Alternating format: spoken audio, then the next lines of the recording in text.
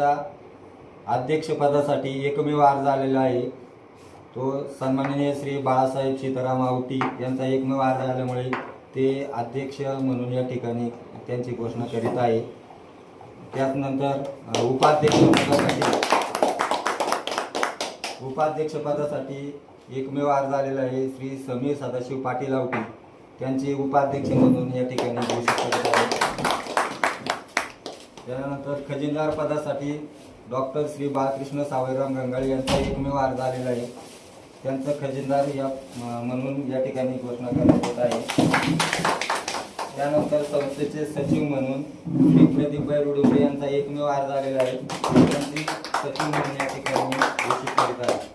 त्यानंतर संस्थेचे सहसचिव म्हणून सन्माननीय श्री जालिंदर सोपान आवटी यांचा एकमेव अर्ज आलेला आहे। त्यांना सहसचिव म्हणून या ठिकाणी घोषित करीत आहे। पाचही पदाधिकाऱ्यांचं मी या ठिकाणी अभिनंदन करतो।